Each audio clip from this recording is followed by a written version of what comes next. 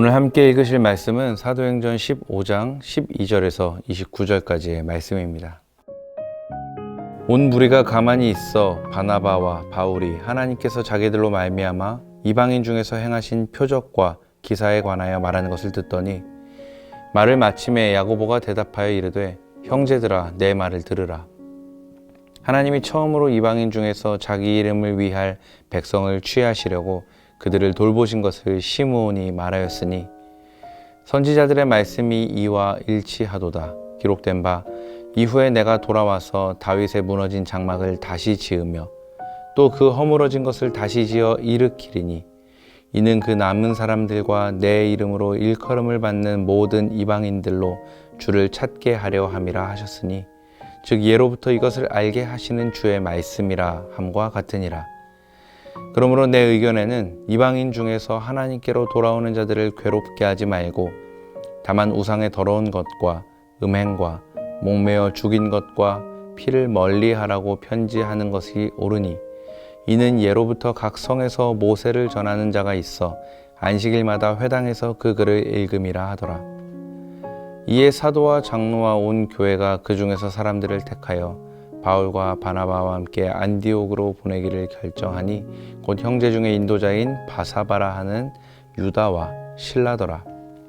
그 편에 편지를 붙여 이르되 사도와 장로된 형제들은 안디옥과 수리아와 길리기아에 있는 이방인 형제들에게 문안하노라.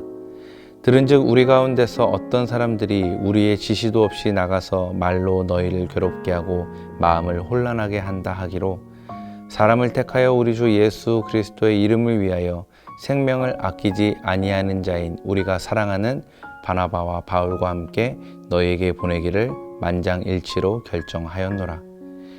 그리하여 유다와 실라를 보내니 그들도 이 일을 말로 전하리라. 성령과 우리는 이 요긴한 것들 외에는 아무 짐도 너희에게 지우지 아니하는 것이 옳은 줄 알았노니 우상의 제물과 피와 목매어 죽인 것과 음행을 멀리할지니라. 이에 스스로 삼가면 잘 되리라. 평안함을 원하노라 하였더라. 아멘.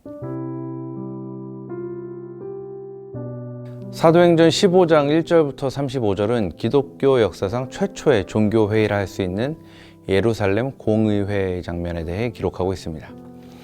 그 중에서도 1절부터 5절에 걸쳐서 저자인 누가는 이방인 신자들의 할례 문제를 해결하기 위해 안디옥 교회가 바울과 바나바를 예루살렘으로 파송하게 되었다는 이 회의가 개최된 배경을 먼저 설명합니다. 그리고 이어서 6절부터 11절에서는 이 회의에 소집된 여러 사도들과 장로들이 이 문제를 가지고서 많은 변론을 벌였다는 내용을 기록한 후에 당시 예루살렘 교회의 최고 지도자였던 베드로가 일어나서 구원은 오직 예수 그리스도를 믿는 믿음으로만 가능하다라고 선포한 내용을 기록하고 있습니다. 자, 그리고 나서 이제 오늘 본문인 12절부터는 베드로의 변론이 끝난 후에 바울과 바나바가 나와서 자신들이 선교 현장에서 직접 경험한 성령의 역사와 이방인들에게 복음이 전해진 경험들에 대해 보고를 하고 이어서 이번에는 야고보가 이방인 구원의 당위성에 대해 설명하고 있는 내용들을 다루면서 이 예루살렘 공의회가 이방인 신자의 할례 문제에 대한 최종 결론을 내리게 된 이야기들을 보여주고 있습니다. 사실 유대인 출신으로만 구성되어 있던 그 초기의 예루살렘 교회 성도들은 여전히 선민 사상과 구약의 율법 조항들에 굉장히 얽매여 있던 상태였습니다. 다시 말하면 그들은 예수의 구원은 믿지만 이것이 유대인이 아닌 이방인들에게는 아무런 관련이 없는 것이고 이 구원은 결국 오직 유대인들에게만으로 한정되어 있다는 아주 편협하고 경직된 관념을 계속해서 가지고 있었던 거죠.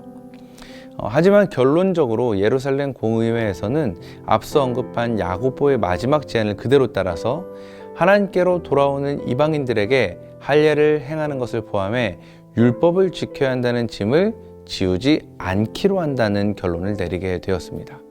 아주 최소한의 의무 규정만을 제시하는 것으로 정리하게 된 겁니다. 그래서 이 최초의 기독교 종교 회의였던 예루살렘 공의회는 크게 두 가지 아주 중요한 의미를 가지게 되는데요. 먼저 첫 번째는 구원은 결국 은혜로 받는다는 점, 그리고 여기에 있어서 유대인이든 이방인이든 아무런 차별이 없다는 내용을 확실하게 정했다는 점에서 아주 큰 의미가 있습니다. 그리고 두 번째로 이 회의를 통해서 앞으로 진행될 땅끝까지 예수 그리스도의 복음이 전해지는 그 이방인 선교와 관련된 아주 큰 걸림돌이 제거되었다는 점에서 또 하나의 큰 의미를 가지게 됩니다. 사실 바울에게 있어서 이 이방인 할례와 관련된 문제들은 단순한 교리적인 논쟁을 넘어서 앞으로 진행해 나가야 하는 그 이방인 선교와 직결되는 아주 중요한 문제였습니다. 이 문제가 명확하게 해결이 되어져야만 바울이 이방인들에게 복음을 전하는 그 행위에 대한 당위성과 정당성을 얻을 수 있었기 때문에 바울에게 있어서 이 부분은 앞으로 그의 선교 활동에 있어서 너무나도 중요한 부분이었던 거죠. 그래서 어떻게 보면 예루살렘 공의회는 원래 이방인 출신 신자들의 할례 문제를 해결하기 위해 개최되었지만 궁극적으로는 이방인 선교와 이를 위한 바울의 전도 여행에 힘을 실어주기 위한 성령의 역사이자 하나님의 섭리였다고 이해해 볼 수 있겠습니다. 그래서 저는 오늘 이 예루살렘 공회가 이런 아름다운 결론을 내리게 되는 데에 큰 역할을 했던 어느 한 사람에게 잠시 주목해 보기 원하는데요. 그 사람은 바로 13절 이하에 등장하는 야고보입니다. 오늘 말씀 속에 등장하는 이 야고보의 역할과 그 영향력은 굉장합니다. 그 힘있고 당당한 모습, 특별히 야고보의 마지막 발언으로 이 예루살렘 공회가 싹 정리되고 명쾌한 결론을 내리게 된 것을 보면 어떤 면에서는 베드로를 능가한다 보여질 정도죠. 그래서 흔히 많은 분들이 이 야고보가 예수님의 제자 중 자주 언급되었던 그 사도 야고보라고 생각하기도 하는데요. 당시 사도 야고보는 이미 헤롯이 교회를 핍박할 당시에 순교를 당했기 때문에 여기 나오는 야고보는 예수님의 형제인 야고보입니다. 훗날 우리가 잘 알고 있는 야고보서를 기록한 인물이기도 하죠. 자, 근데 사실 이 예수님의 형제 야고보는 신앙이나 인격에 있어서 처음부터 그렇게 훌륭한 인물은 아니었습니다. 복음서 곳곳에 등장하는 장면들을 보면 그도 당시 여느 유대인들과 똑같이 예수님을 믿지 않았습니다. 심지어 친족들과 함께 예수님을 미친 사람 취급하기도 했었죠. 그런데 그랬던 그가 어떻게 이렇게 극적인 변화를 맞게 되었을까요? 누가 그를 이렇게 변화시켰을까요? 네, 바로 예수님이시죠. 특별히 부활하신 예수님께서 개인적으로 야고보를 만나주신 이후로 그의 삶은 완전히 바뀌게 되었습니다. 그리고 오늘 말씀에 나오는 것처럼 예루살렘 초대교회의 큰 기둥 같은 존재가 된 것을 봅니다. 사실 성경에 등장하는 수많은 사람들이 예수님을 개인적으로 만난 이후에 그 삶이 완전히 변화된 것을 우리는 잘 알고 있습니다. 오늘 이 예루살렘 공의회에서 중요한 역할을 했던 베드로, 바울, 야고보 다 여기에 해당한다고 볼 수 있겠죠. 저는 이것이 굉장히 큰 의미가 있다고 믿습니다.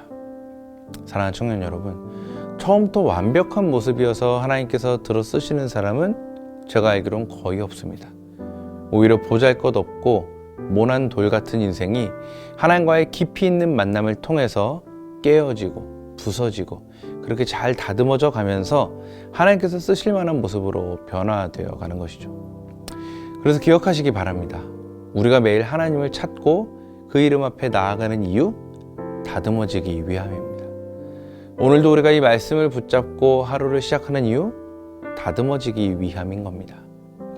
이 사실을 기억하시고 하나님께서 오늘도 나를 변화시키시고 잘 다듬으셔서 주의 일에 아름답게 사용하실 것을 기대하며 그 거룩하신 손길에 붙잡혀 살아가는 오늘 하루가 되시기를, 또 그런 저와 여러분 모두가 될 수 있기를 예수님의 이름으로 축복합니다.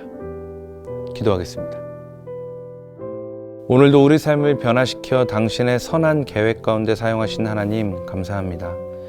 연약하고 부족한 내 삶이 주님께 쓰임받을 수 있음은 오직 하나님의 은혜입니다. 그 은혜로 오늘도 살아갈 수 있음에 감사하여 더욱 주님 바라보는 내가 되게 하옵소서.